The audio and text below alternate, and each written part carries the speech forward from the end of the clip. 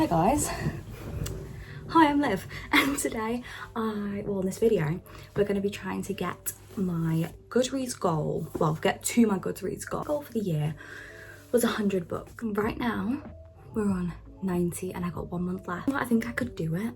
I really think I can do it. I'm wanting it so bad. So right now I'm currently in the middle of 2 books really. I'm in the middle of 8 books actually on Goodreads, but those are things that I've just like stopped because I'm like bit book slumpy right now. Right now I'm reading 2 books side by side. So the first book I'm reading is one by HiI'mLiv, and this is Unite Me. This is one of her novellas. Planning to read, I think it's Find Me and Believe Me. They're all novellas, but they're all to do with the Shatter Me series. And then I'm also reading right now The Pumpkin Spice Cafe. I'm really liking this so far. I'm at page 20 so far. The font is really big and it's just a cozy read because recently I've been reading some really like deep dark stuff, like historical fictions and things, and the time frame which they're set is at a very dark time and it's been taking a toll on me a bit mentally. Just need a little bit of a break, so I'm reading this. Also reading, as I said, Unite Me, and I'm currently like about 40 pages into that. I'm also looking at reading Love Like Farms because I have that, and I'm also thinking of reading Games Untold, which I got recently for my birthday. Not a massive book, it's like about 500 pages ish, but I do like the Inheritance games. I think it's a series that I very much enjoy and I go through very quickly, so this could be a good one to get me into like the swing of reading, really like get into the pacing of it. So I'm thinking maybe this could be a good one to start, and again the font size is quite like a reasonable size, it's not teeny tiny. So far I am on Pumpkin Spice Cafe, as I said. This one is really good. She does say if you are a fan of Gilmore Girls and you wanted, it says on the inside, if you were a fan of Gilmore Girls and you wished that Luke and Lorelai were already get together already, that these are the books for you, because like it kind of has that vibe. And Luke definitely in this book does feel like, should I just call him Luke? He's not called Luke. Logan does feel like Luke, and Jeannie does feel like Lorelai. Like they really feel like really similar characters. But it's not like that she's tried to copy them, it just feels like these characters could be them in a different universe. Like it just feels like it. So far I'm really liking it. We've even got like a town's meeting and everything. Like I'm loving it. It's really giving like Gilmore Girls, and I finished Gilmore Girls ages ago, so it's just nice to like have something that's going to be like a new story obviously, and feel like that show, because I really love that show. But yes, that's what I'm at so far. There's also 2 more books after this. I'm currently 3 books behind on my Goodreads. I'm at 90 out of 100, so as I said, 10 books to read to get me back like finishing this whole challenge for the year. Definitely think I can do it. I mean, I'm planning on reading this year Unite Me, Find Me and Believe Me, so that's 3 already. Pumpkin Spice Cafe, Love Like Farms, and then I need 5 more books. So I do have my Kindle as well that's in the flat right now, but I have loads of physical books, so it's just about finding 5 more that I'm gonna like want to read. It's currently nighttime and I have been reading this book intermittently all day. I am on page, I've got a good chunk read today. I've got a chunk here read. 115 pages is where I'm up to. 115. I'm really liking it. So at first, I wasn't sure on this book at first, I'll be honest. First I was a bit like, the chemistry between, is it Jeannie? I think it's Jeannie and Logan. At first I was like, oh, is it going to be cringy and forced? Like I don't know if I'm going to like these characters.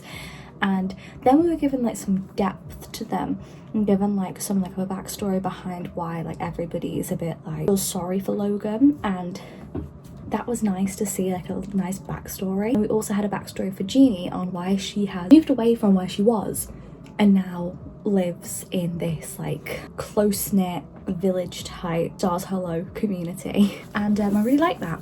We saw a experience in which Jeannie was worried about like noises she was hearing in her house. She ended up having Logan come around for like a stakeout, and they stayed up all night to find out what the noise was, and the whole interaction between them, we're constantly getting like back and forth point of views. Every other chapter it's like the other person's perspective, and it was so nice to see how Logan has these like feelings for Jeannie and he's trying to like temper it down because of things he's been through in the past. Like it gave it like weight, it gave it reasoning rather than, oh, I can't be with her because she's new. Like that'd be such a stupid reason, and that's what I was worried it was going to be. I was really happy on what it actually was. Then you got Jeannie who's like, no, I want to be with him and I will be with him one way or another. Fiery personality that's coming out of Jeannie, I love it.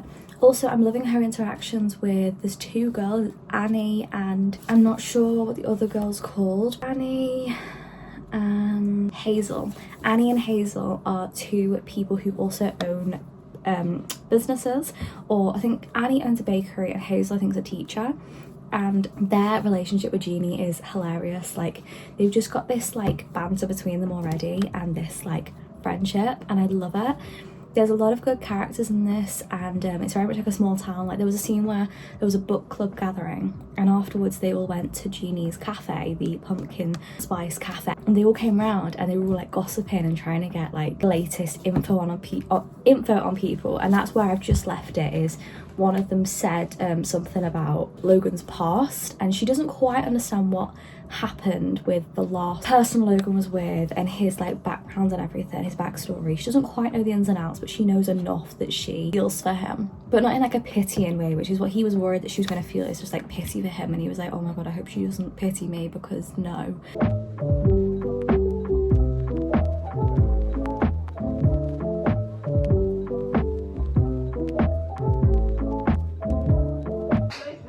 It's so good. This book is so good. Okay, the plan was to finish this book at uni when I go back tonight. I literally go back in like half an hour. Finished it today. I was planning on finishing this like at uni. Like I go back tonight, I was planning on finishing this like in a couple days into uni, and I just couldn't stop reading it. So I'm gonna update you on the notes that I made halfway through this book. So halfway through this book, so what I initially said was that the main two characters reminded me of Lorelai and Luke, and by the halfway point, which was like 155 pages onwards, these characters did not feel like these characters anymore, and I was so happy because I thought it was going to be more of like a gimmicky book at first, honestly, which is why I'd put off this book for so long, but it really wasn't. So I've written here that both characters are so much more developed now. They aren't giving Luke and Lorelai anymore, they're standing on their own, and the storylining was just so amazing. The nosy neighbours were phenomenal, so funny. But this is feeling so much more than a fluffy romance. These characters both have their own backstories and clearly are trying to deal with these things. So for instance, our female main character, from the beginning of the book, we know that she has had something happen in her old job where she found her boss dead, and it has really like mentally took a toll on her, and she had kind of like a crisis in her brain, like a bit of a breakdown of like, oh my god, I'm literally in a job that I hate. What if this was me one day? What if someone found me this way? Our main character had something happen with a girlfriend he had publicly, where she rejected him over something, and he was mortified and embarrassed that he's put himself in a vulnerable situation for somebody who didn't care about him. So we had that from our main two characters, like those were their like backstory. The rest of the book was brilliant. So this book I gave a 4.5. I really thoroughly enjoyed it, which I'm so shocked at how much I enjoyed this book. Just to give you a quick rundown of things I loved about this book and like a bit of the storyline. This book was about Jeannie and Logan. Logan's a very shy person. He's a bit grumpy, but not really grumpy. He's just mainly very shy, used to himself kind of person. Parents he didn't have as a kid. He grew up with his grandparents. His mum died, his dad left. He's always been quite a quiet person. The town's always wanted to look after him, kind of wanted to take him under their wing, and he's always hated being the one that everyone pities and feels bad for. Jeannie is somebody who is a very explosive person. She's very full on, she's very chatty and everything. She's embarrassed about it, trying to like dial herself down a bit, but at the same time, that is that's what Logan falls for, and Logan ends up really, you know, falling for this Jeannie that he first meets. Words are really difficult right now. I love the town people. I thought they were great, and I love the storyline. It was meant to be like a slow burn romance, and I really thoroughly loved it. I thought it really worked for these characters. I loved Annie and Hazel. I thought they were great characters. They were the girls that were best mates of Logan's, but also befriended Jeannie. Loved the whole book club idea where we had these townspeople reading these spicy books. I found it so funny. I loved the pacing of the romance, the slow burn. I thought it was really good. We watched these two people go through like having like a secret relationship, so the town couldn't get involved because they pity Luke after what happened in front of everybody. But I loved that. I loved the way that it all happened and the way it all got revealed. There were so many moments of like cutesy moments, but they were never done in a way that was cringy, which is the thing I was worried for. I was worried that things were going to go too cringy and too like oof, but they didn't. They never did. They were always really adorable. Still, I don't want to say realistic because some of the stuff wasn't, because it's meant to be a cutesy like small town sort of romance, but they didn't go too far where it felt like a kid's romance is what I mean. It didn't feel like too young. It still stayed adult. I rate and review books based on how much I enjoyed them as well as the writing. So I may have something that is brilliantly written. There's a good example actually. I read The Handmaid's Tale and I gave that a 4-star. Now you might think 4-star, is that it? Like that's a really good written book, but I personally, like, it was difficult to read for me and the metaphors for me to understand were difficult. So just because it was written, you know, well, and I was amazed by the writing and the style and everything, doesn't mean it's going to get a 5-star from me. It's got to make me have the feels. Whereas a book like The Book Thief wasn't as complex and challenging as The Handmaid, but that got a full 5-star from me because it made me feel every single feeling that it was intending to make me feel. So that is why this got a 4.5. I do put in a lot of my feelings into the rating. Like if I feel the feels and really enjoy the book, it's gonna get a high rating. I have started my second book, so I've started Love Like Farms by B.K. Borison. I did actually say I was going to start reading this book, but I never actually officially told you I'd started it yet. But I have. I'm at chapter 5, which is page 43, and I'm really liking it. I can't remember why I stopped reading this last year. Like I ended up putting it down for some reason and just stopped reading it. I actually have no clue why. I only stopped at like, I think page 12, but I'm at page 43. I've been reading it just today and I'm really enjoying it. It's really good. I'm hoping to get through a good chunk today. I'd like to get to maybe page 100 by the end of today. It's currently 11 p.m. by the way, so I've got like an hour left of today. But I'd like to get to page maybe 100 tonight, and then tomorrow I want to read a good chunk of it. Maybe get like another 150 pages read or something tomorrow maybe. But I've got loads of time. I really would like to get through some of it. I'm also listening to the Spotify playlist at the same time, and yeah, I'm really vibing with it. I've got such a crush on Luca. So to give you some info on this book, we've got these two characters, which are Luca and then we've got Stella, and they've been friends forever, but she's always had kind of like a little bit of a crush on him. He's always been somebody that she's always had the hots for and always kind of crushed a little bit on him, but never really done anything about it because, I mean, they're friends at the end of the day. She has to ask him to be her fake boyfriend because she has entered the Christmas tree farm that she owns into this like almost like a competition or something to do with some influencer, and if they win they get 100 grand, and they need to keep this farm afloat because they're running out of money, and she's gonna have to sell it if they can't end up keeping it through the Christmas period, which has just about started. So she's got like a month to sort this out. Influencer is obsessed. Influencer she is obsessed with romance, and so she has told this influencer that she has a boyfriend that she owns this farm with, and the only person she has to ask is Luca, but she's worried it's going to mess things up. There already is this tension between them, but like she doesn't want to lose her friend, and she also has a hot for him, so it's very cutesy, and you could definitely see like a cheesy Christmas film being made about this. But so far it's really good. There's also some like underlying things happening. So right now there are some kids that keep like messing around with the farm, and we've just found all their pumpkins, and it's currently like the fall season, they're about to go into Christmas. All their pumpkins have been ruined and like smashed in, like all their fields, and we don't know if it's the kids again messing about or is there something else going on, and we don't know why, because like this is going to lose them a lot of money and they're already running out. So who is behind all this? Like there's other semi like side stories which I'm loving, and Bennett is hilarious. Bennett is like her like groundsman really. He's just the gardening, and he's quite young, like he's like her age, like 20s 30s, but the way he gets so angry, he talks like an old man. Like he's a gardener, he doesn't like getting into town because he doesn't like talking to people. He doesn't like going to town anyway because all the girls flirt with him and he's so awkward and just doesn't socialize with people, and he's just like kind of like a reclusive person. He's my favorite character so far. But yes, I'm gonna try and get to page 100 now, so it's basically like 50-ish pages just over, and yeah, see if I can get there. I just realised it literally says his name's Beckett right there, and I just called him Bennett. He's called Beckett. it is the next day. I have read 100 pages. I did do it for once, and I've got some notes, so I'm gonna tell you about my notes real quick. Put that Stella's really funny, Beckett's my favorite character.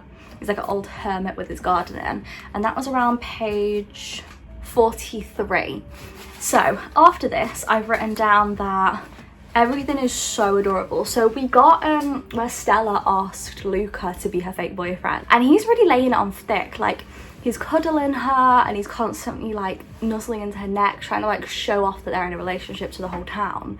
But the way it's happening, like, it's so adorable. So I've written here that he's laying it on thick, the town is lapping it up, but they clearly see that they should be together for one reason that we don't know yet. So I think they've seen them over the years be together, like, as friends, and they've all kind of been like, God, when are you gonna get together? And now they're at the point where some of the town have been saying to them, oh God, finally you're together. And it's kind of like, finally? Hang on a sec. Do they see something that we've not seen yet? Because we've only just like met Luca and Stella properly. We are getting some backstories and stuff. Not like backstories and like flashbacks, but we're starting to see like some examples of like when they've hung out and stuff, and when they've done cute stuff together, and how they're always a very affectionate friendship duo anyway. Later on, I said that it seems like Luca actually wants to be in this relationship. There were some things that he was doing that I was just kind of like, it felt as though he really wanted to be in this relationship. So for instance, he says like how he'll always be there, and she was saying, I'm worried this is going to change our friendship, and he was like, it never will, I promise you. And then he mentioned something, he's like, I can't remember what he said, but is it the page before? And he says something like, I never thought that, and then he gets cut off by something, and it's like, wait, what was he gonna say? He never thought what is this about? And it's about him and Stella doing this fake relationship, and it's like, wait, what were you going to say? I want to know. 100, and between what I last said just then and page 100, we've been to the family Thanksgiving meal at Stella's dad. And Stella's family life is a bit complicated. Her dad left her mum as soon as he found out she was pregnant, and so when her mum died, she went to find her dad thinking that he'd want to know her, and he already had his own family, and he was very standoffish with her. Dad's new wife, so her stepmom in a way, always invites Stella to Thanksgiving, and she always comes, but the dad always kind of gives like offhand like comments and backhanded compliments, things like that, and he's always very snarky with her. And Ella, who is the stepmom, you know, can't stand the dad at this point. She's very much like really likes Stella and is trying to be there for her, but at the same time she knows she feels a bit awkward because, well, he left the mom to be with her because she has a child called Charlie, and Charlie is pretty much the same age as Stella, so he had another baby straight after he left Stella's mum, so it's a bit awkward for her as well, which I understand. So there are some like adult themes in this book, it's not just cozy and that's it. The next book I found out is called In the Weeds, and it's about Beckett. Oh, I love Beckett, so I'm so excited. And in the picture he's got like tattoos on his arms, so I know it's Beckett as well. And I saw a sneak peek at the end, like, so I was checking how many pages, and it showed like sneak peek for the next book, and it said Beckett, and I was like, so I'm very excited for that. I have a crush on Luca, not gonna lie. We get very vague descriptions of him having like dark hair and being really tall, and also being just a really protective person, but we don't get much actual descriptions of him, which I actually like. It's kind of like you're envisioning the perfect guy in your head anyway. I'm going to continue this later, hopefully get 150 pages further into it, but I'm really enjoying it. I'm not going to pick it up now because I need to go out to Tesco, but when I get back I might read a bit of it, because once I start reading I just can't put this book down. So, oh, it's upside down. So I'm still reading Love Like Farms, but I just wanted something that was just going to break up my reading, and I remembered that Freida McFadden released this short story. So I loved The Housemaid 1 and 2. I thought they were amazing. The second one was brilliant. Third one, not her best work, and it was a bit disappointing, but I thought I may as well give this one a go because I did love the first 2 books, and yeah, the third one wasn't the best, but oh well. Just thought I'd give this one a go, and it's about 90 pages long. So far I've started this. So this book is set after the second book, before the third book, but you can read it whenever really, and it's set around her wedding, her and Enzo's wedding that we never actually got to see. So it's 76 pages, and I'm at page 29, and it's all right so far. We've got Millie, our main character, still is very jumpy and very nervous around stalker. A person's been calling her over and over and saying how she's ruined his life, so he's going to ruin her life, and it's her wedding day, so she doesn't want to get Enzo upset, so she's not told him, but she's trying to deal with this one on her own. and it's her wedding day. So it's interesting, it's a short story and I'm liking it so far. I think I just need something to break up my reading right now because I'm enjoying Love Like Farms, but I don't want to get bored of reading it. And I don't think I'm going to. So I'm going to continue this, just have like a little breather in the middle. I've actually finished the wedding book. It actually only took me like an hour or something to read. It was literally not that long. I did give it a 3-star. It was okay. There wasn't really much to it. We just saw Enzo and Millie have their wedding and we hadn't seen that. We knew that they'd had one, but we never actually got to see it, and everyone really was sad that we hadn't seen it. So we got to see that, which was nice. Yeah, there wasn't really anything else to the book. But it wasn't meant to be like a big book anyway. She did say that in the start. She said this isn't meant to be like a standalone book or anything. Just a little novella with like a bit of like bonus content really. So I gave it a 3. Enjoyed it. It was fun. Not much to it though. Currently started back up on Love Like Farms. I'm at page 153. Really liking it. I don't really know where to stop for tonight. But I do think I'm probably going to end the video here so I can get this up tomorrow. But yes, thank you for watching. I will maybe update you if I end up doing anything else later on with this book, or if I get any further or I have any thoughts. Really liking it. I'm anticipating it being like a 4-star or above.